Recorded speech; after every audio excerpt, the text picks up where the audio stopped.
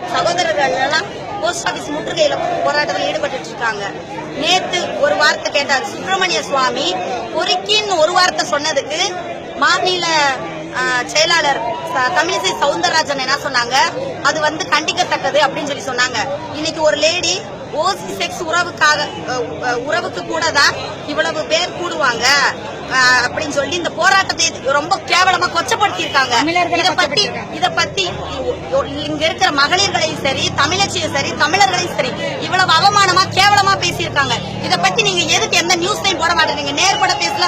அரசியல்வாதி டிஎம்கே அப்படி செஞ்சாங்க, ஏடிஎம்கே இப்படி செஞ்சாங்க, பிஜேபி அப்படி செஞ்சிச்சு, காங்கிரஸ் இப்படி செஞ்சிச்சு, கட்சியை மட்டும் பத்தி பேசுறீங்கல்ல. தமிழர்களையும் தமிழச்சியும் பத்தி இவ்வளவு கேவலமா பேசின ராதாராஜனை பத்தி யாரும் ஏன் இன்னும் பேசாம இருக்கீங்க?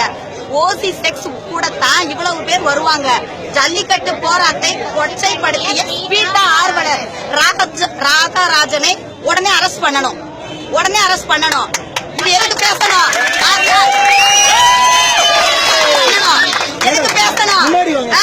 எதுக்காக இதை பேசணும்? ஒரு பொறுக்கின்னு சொன்னதுக்கு பிஜேபி முன்னாடி வந்துட்டு அவங்க பேசுனது கண்டனம் தெரிவிச்சாங்கல்ல. அப்ப ஓசி செக்ஸ் உறவுக்காகவே கூட்டம் கூடும். தமிழ்நாடு வேணும்னு சொல்லி 25,000 பேர் வர்றீங்க. ஓசி செக்ஸ் உறவுனா 50,000 பேர் வருவாங்கன்னு சொல்லி எதுக்கு சொல்றாங்க? அவ யாரு? அவ இந்திய நாட்டு குடிமகளா? ஆதார் அடையாள அட்டையும் ஓட்டு ஐடியாவும் அவ கொடுத்துட்டு நாட்டை விட்டு ஓட சொல்லு. அவ இருக்க கூடாது இந்த நாட்டுல.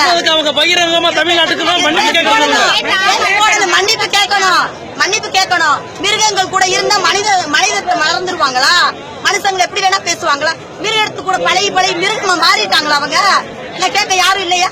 நியூஸ் சேனல் எல்லாரும் இதை எடுங்க. இன்னைக்கு நைட்டு புதிய தலைமுறையில நேர்பட பேச்சுல வரணும்.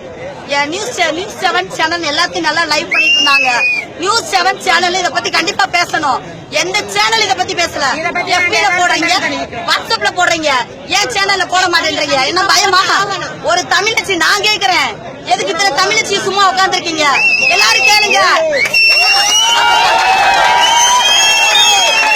அப்ப தமிழச்சினா செக்ஸுக்காக என்ன வேணாலும் செய்வாங்களா? இதை எதுக்கு பேசணும்? அவன் ஒன்னு ஓட்டு ஐடி ஆதார் அட்டையும் கொடுத்துட்டு அவ ஓடிடணும். நாங்க பீட்டாவே வேணாம் சொல்லிட்டு இருக்கோம். பீட்டா ஆர்வலர் இவ்வளவு பெரிய வார்த்தை சொல்லியிருக்கா. இதுக்கு அரசாங்கம் தமிழ்நாடு அரசாங்கம் பதில் சொல்லணும். சசிகலா அம்மா பதில் சொல்லணும். ஓபிஎஸ் பதில் சொல்லணும். அவங்களை எங்களை மன்னிப்பு கேட்க சொல்லணும். தமிழச்சி முன்னாடி நாங்க இத்தனை தமிழச்சிகள் இருக்கோம்ல, இத்தனை தமிழர்கள் முன்னாடி அவங்க மன்னிப்பு கேட்கணும். இல்லைன்னா நாங்க இதை விட மாட்டோம். இதை எல்லாரும் ஃபார்வர்ட் பண்ணுங்க. எல்லா நியூஸ் சேனல்ல டெலிகாஸ்ட் பண்ணுங்க.